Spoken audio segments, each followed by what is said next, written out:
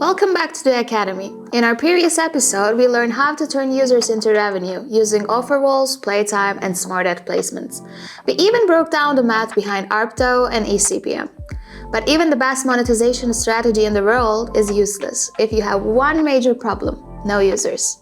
This is the other side of the coin: user acquisition.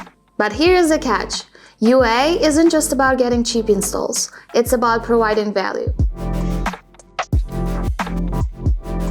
Today, we're moving beyond the install button. We're covering the modern 2026 UA funnel, paid and organic growth engines, channel overviews including social, DSPs, and rewarded, how to track success, and finally, a tried and true UA formula. But before we build your growth engine, let's see how much you already know about the state of the market. Here's your first question. In modern user acquisition, what determines if a campaign was actually successful? A, the impression; B, the install; C, the click; D, the retention, LTV, long time value. The answer is D, retention and LTV. Buying an install is easy, but keeping the user is the hard part. That quiz question brings us to the 2026 funnel. A few years ago, a UA manager's job was just to get the download, but today's strategies focus on the user's entire life cycle. We need to look at the funnel differently.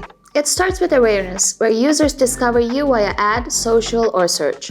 Then comes the install, but the funnel doesn't stop there. Next, we have the activation, which is the first meaningful action like creating an account or completing level 1. Then comes engagement and retention, where habits form. And finally, monetization. Why does this distinction matter? It's quality over quantity. You can buy 10,000 users for pennies, but if they churn on day 1, you haven't grown your app, you just burned money. In user acquisition, the goal is to target users based on predicted lifetime value, or how we call it, LTV. So how do we fill that funnel? We have two primary engines, organic and paid. Let's start with organic UA. This is growth without direct ad spend. It comes from App Store optimization, which is like SEO for the App Store, content marketing, and community building. Organic is cost-effective and builds high trust. However, it is slow to scale and unpredictable. Time for another question. If organic is slow and steady, what is the primary advantage of paid UA? A, it is always cheaper. B, it's predictable and scalable. C, it requires no creative assets. Correct answer is B. Paid UA is fast, predictable, and fully attributed. That is exactly why 70% of developers are increasing their budgets for paid UA. Let's say you're ready to invest in ads, but where do you spend your ad budget? We divide channels into 3 main buckets. First, we have paid social. Think Meta, TikTok, Snapchat. These are great for broad reach. However, they're competitive and costs are rising. Second, we have programmatic advertising. Instead of buying space in one specific app, you use automated tech to bid on ad space across thousands of apps in real time. For user acquisition, this is super powerful for finding users outside of social media. We actually did a deep dive on the mechanics of DSPs, demand-side platforms, and SSPs, supply-side platforms, in a previous episode, so check that out if you want to understand the bidding technology. Third, we have rewarded channels. Now we talked about monetizing with these in the last video, but as an advertiser, this is a secret weapon. Platforms like adjoe Playtime allow you to acquire users who are rewarded for continuously playing mobile games. This filters for users who actually enjoy playing, leading to stronger retention than a random banner ad might deliver. Here's the last question, and this is the most important one for your budget. What is the golden rule of profitability in user acquisition? A, CPI must be lower than $1.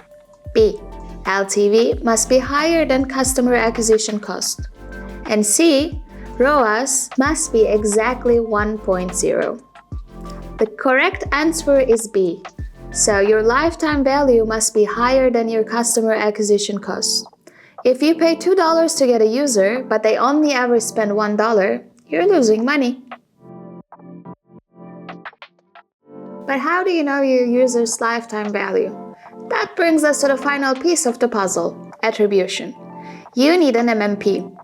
Tools like Adjust or AppsFlyer act as the referee. They connect the ad click to the install. We dedicated a full episode to mobile attribution where we explained exactly how tracking works, so go watch that one for the technical breakdown. But for your strategy today, remember this. In the past, teams relied on last touch attribution, which gave full credit for acquiring the user to the final ad this user saw before installing. Today, more advanced teams look at incrementality instead. Incrementality asks, did the ad truly create this install, or would the user have installed anyway without seeing it? To answer that, marketers compared two groups: users who saw the ad and similar users who did not see the ad. If the first group installs more often, the difference is the incremental impact of the ad. That's what reveals the real value behind your user acquisition. I could talk forever about user acquisition, but you already learned 3 very important things to start building your strategy. Number 1, don't just buy installs, buy engagement. Number 2, diversify your channels. Make socials, programmatic, and rewarded. And finally, trust your data. Ensure lifetime value is greater than customer acquisition cost. You now understand how to build the app, how to earn from it, and how to grow it. You have the full toolkit. Check out the links below for our guide on 2026 UA benchmarks. Thanks for watching the Academy, and stay tuned for the upcoming episodes.